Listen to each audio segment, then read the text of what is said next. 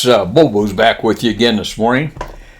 I was thinking about different layovers I would have in the C-141. I only flew it operationally for 2 years, and part of that 2 years obviously was training. But we got into Rota, Spain on occasion. I think I may have had 2, perhaps 3 layovers there at most. One was a short layover, and the other one was fairly long, 18 hours perhaps. And I'm thinking now maybe just the 2. But at any rate, this one long layover we had, I flew with a guy named Clint Corbin. And Clint was just a great guy. He was a co-pilot, senior to me. But what he was doing was he was, a lot of us would pad our time, scrambled for flying time. Clint was just the opposite. He was choosing not to log certain hours on certain flights. And the reason is because in 1970, 71 or so forth, if you got 1,000 hours, SAC was hurting for B-52 pilots.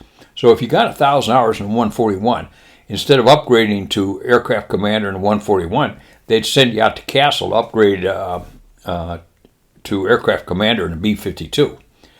And so Clint was deliberately holding his flying time back so he wouldn't get caught up in that mess. And at any rate, I just enjoyed flying with him. He was a good guy.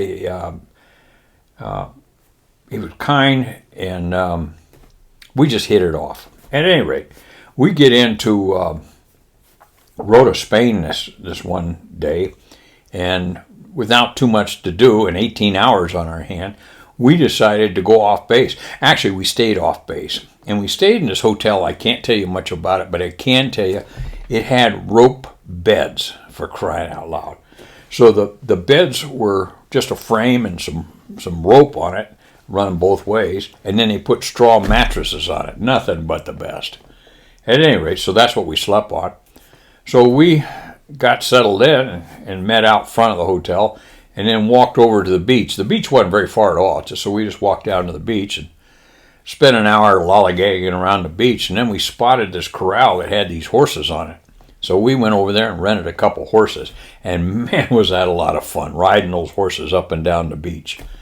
Every time I see Secondhand Lions now, and I see Robert Duvall's character riding up and down the beach,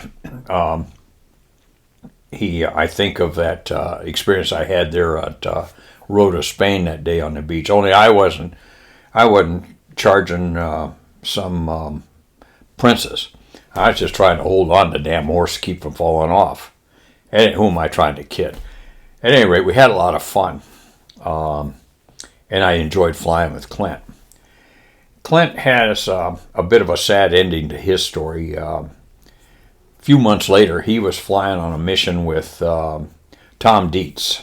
Well, I tell you when it was. It was in September of 73. And the reason I remember that is I was in training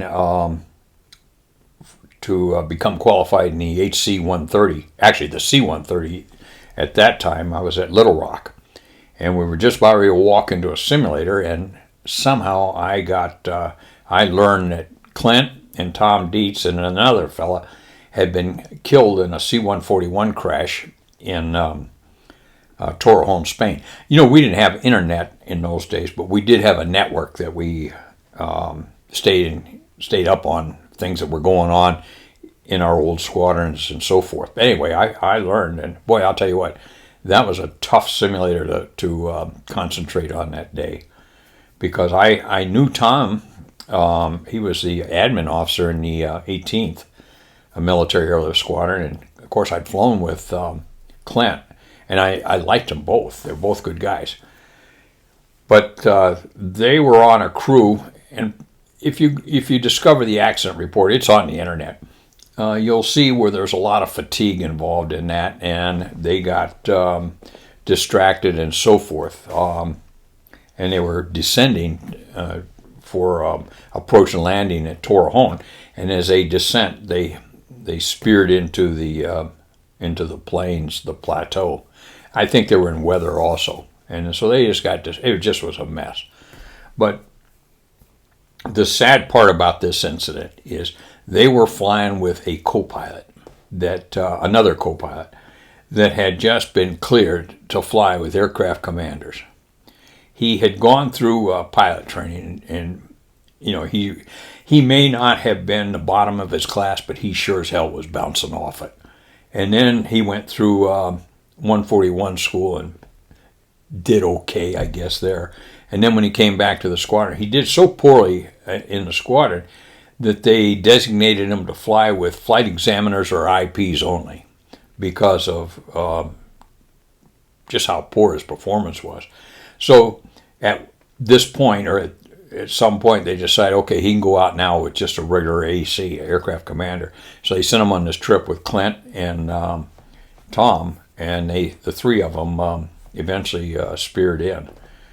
And just a tragic loss. But again, there was that element. I don't know if they addressed that much in the accident report. There's several of us that are aware of that, though, I can tell you that. And but they do address the fatigue issue. And bottom line is, we lost an aircraft, we lost a few other folks, and Tom and Clint. And it was one, like so many others, it was like an accident that just didn't have to happen.